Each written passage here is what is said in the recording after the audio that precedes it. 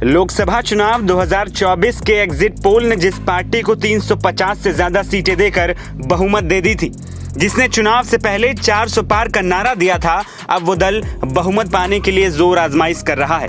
अब तक सामने आए रुझानों में उत्तर प्रदेश में समाजवादी पार्टी सबसे बड़ी पार्टी बनकर उभर रही है।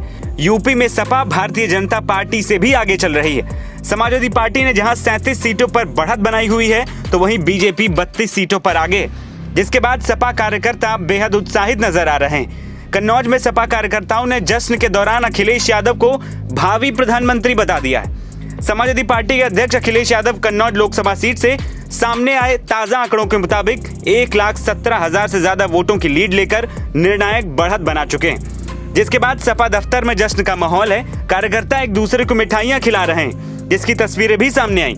सपा कार्यकर्ता अखिलेश यादव जिंदाबाद के नारे तो लगा ही रहे हैं, साथ ही अखिलेश यादव को इंडिया गठबंधन की बहुमत आने पर प्रधानमंत्री भी बता रहे हैं। नहीं, जो ये इंडिया गठबंधन जो तय करेगा वही प्रधानमंत्री बनेगा। ठीक है, यहाँ यूपी के रास्ता से ही दिल्ली जाती है मंत्री के लिए। जी और अखिलेश यादव कन्नौज के सांसद,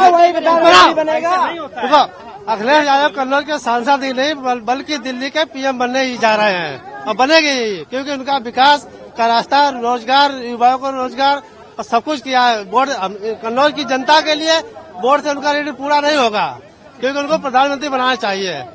आज जनपद कन्नौज ने प्रधानमंत्री पैदा किया है। अखिलेश यादव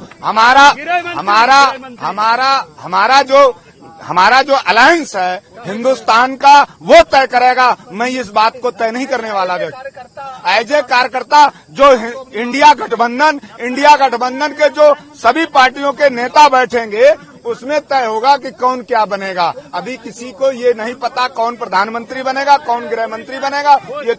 ये जुमलेबाज भारतीय जनता पार्टी बता सकती। बता दें कि यूपी में इंडिया गठबंधन ने अखिलेश यादव के नेतृत्व में ही चुनाव लड़ा था। यूपी में सपा अध्यक्ष ने कांग्रेस को 17 सीटें दी थी और 62 सीटों पर समाजवादी पार्टी ने चुनाव लड़ा था। सपा 62 में से 37 सीटों पर फिलहाल बढ़त बनाए हुए। ये अखिलेश यादव के लिए एक बड़ी कामयाबी के तौर पर देखा जा सकता है। बता दें कि लोकसभा चुनाव की घोषणा होने से पहले और आखिरी चरण की वोटिंग तक राम मंदिर की काफी चर्चा हुई थी। प्रधानमंत्री नरेंद्र मोदी, यूपी के सीएम योगी आदित्यनाथ समेत बीजेपी के तमाम बड़े नेता राम मंदिर का जिक्र कर रहे थे। बीजेपी को राम मंदिर के उद्घाटन से न केवल यूपी बल्कि देश के कई हिस्सों में बढ़त मिलने की उम्मीद भी थी।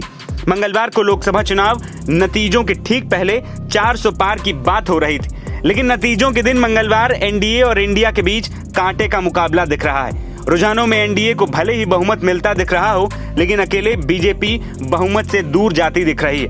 बीजेपी फैजाबाद की सीट गंवाने की कगार पर खड़ी है, यानी कुल मिलाकर देखें तो तीसरी बार बीजेपी सरकार में आ सकती है, लेकिन यूपी के नतीजे उसकी धड़कनें जरूर बढ़ा रहे होंगे।